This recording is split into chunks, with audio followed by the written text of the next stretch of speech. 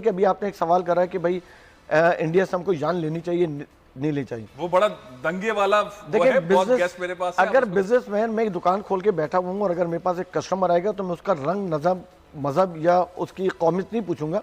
मैं तो कहूंगा अगर मुझे बिजनेस दे रहे हैं, यहाँ भी बिजनेस, उसने मुझे पैसा दिया, मैंने उसका माल इंडिया से खोलना चाहिए। तो अगर किसी से भी माल मिला, और इंडिया हमारा पड़ोसी है। हाँ, ये है कि अगर बॉर्डर खोलते हैं तो उसके अंदर हमारी जो एजेंसी, जो अल्हम्दुलिल्लाह दुनिया की इतनी एक्सीलेंट एजेंसीज हैं कि वो मुझे यकीन है कि वो अपनी सिक्योरिटी रखते हुए और ट्रेड होना चाहिए। और ट्रेड होगी तो हमारी भी एक्सपोर्ट उनको होगी, तो हमको मल्टीपल फायदा होगा। यानी कि हम एक तो इम्पोर्ट उनसे जान करके अपनी एक्सपोर्ट को बचा सकते हैं, एक पॉइंट ये हो गया। और दूसरा ये है कि हमारी भी मसनूआत उनके पास एक्सपोर्ट होंगी, ठीक है ना, इसके मार्केटिंग होनी चाहिए। आप इस वक्त क्या देख रहे हैं कि ये जो 2.5 साल गुजर गए और 2.5 साल हैं, हम सियासत में उलझे में, मईशत के जो मसाइल हैं, आपको क्या ट्रैक नजर आता है कि इमरान खान साहब को इस ट्रैक को फॉलो करना चाहिए?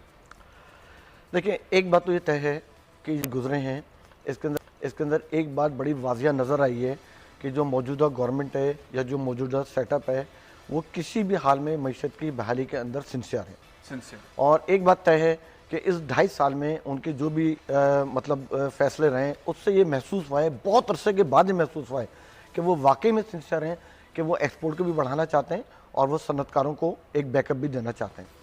लेकिन एक छोटी सी मिसाल ये है कि जैसे पिछले 20 साल से जो हमारे टैक्स के रिफंड्स फंसे हुए थे, पिछली एक दफ़ा गवर्नमेंट आई नवाज शरीफ की, दोबारा आई जरदारी की, फिर आई नवाज शरीफ की, और इन तीनों चारों गवर्नमेंट के अंदर हम लोगों ने बहुत एहतजाज करा, बहुत मीटिंग करी, सब कुछ करा, लेकिन इन्होंने हमारा रिफंड एक सिंगल पेनी भी इन्होंने दिया पहली गवर्नमेंट में नहीं दिया।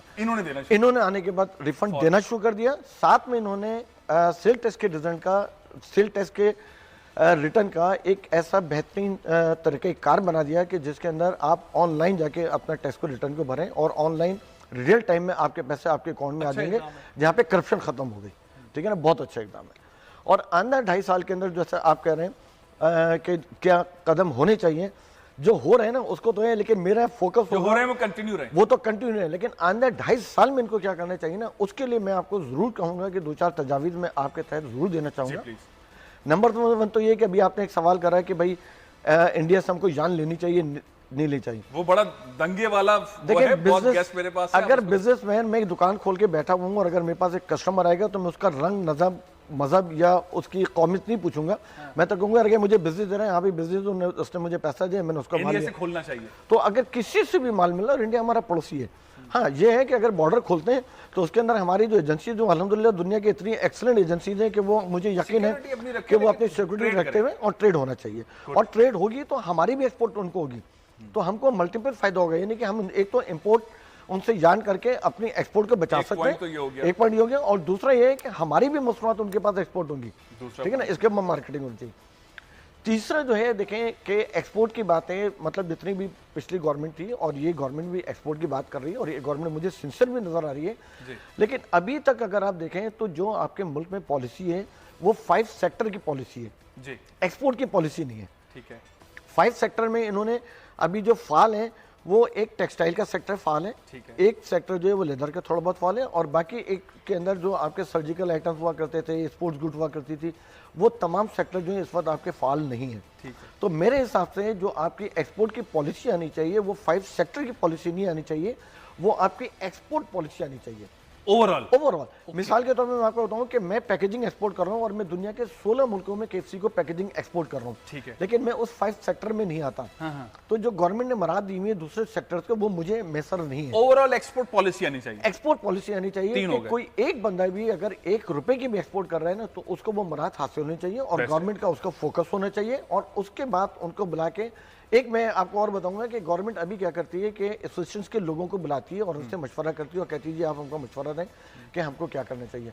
यहाँ पे मैं चाहूँगा कि बजाय एक्सपोर्ट्स के, क्योंकि देखिए इस वक्त गवर्नमेंट के भी और बहुत सारे ऐसे इदारे हैं जो कहते हैं जी जो गवर्नमेंट जो बिजनेसमैन है वो बहुत ही खुदगर्ज हैं और इंतहाई सेल्फिश हैं। तो मैं कहता हूं कि आप हर सेक्टर के 5-5 बड़े-बड़े एक्सपोर्टर्स को बुलाएं और कहें यार कि तुम इंतहाई खुदगर्जाना बिजनेस मशवरा दो कि तुम्हारा बिजनेस कैसे बढ़ेगा। नहीं, बिजनेस तो होते ही खुदगर्ज है, तभी तो प्रॉफिट बनाता है। मैं बात कर रहा हूं ना कि अगर आपने एक्सपोर्ट बढ़ानी है ना तो आप एक्सपोर्टर्स को बुलाएं और कहें तुम अपने इंतहाई खुदगर्जाना मशवरा दो कि तुम्हारी एक्सपोर्ट कैसे बढ़ेगी। तो अगर मैं एक्सपोर्टर हूं और मेरा बिजनेस बढ़ गया तो आपकी एक्सपोर्ट बढ़ गई। बिल्कुल सही। नंबर 2, नंबर 2 है कि देखें हमारे मुल्क में बेतहाशा एमनेस्टी की स्कीम आती रहती है, हाँ।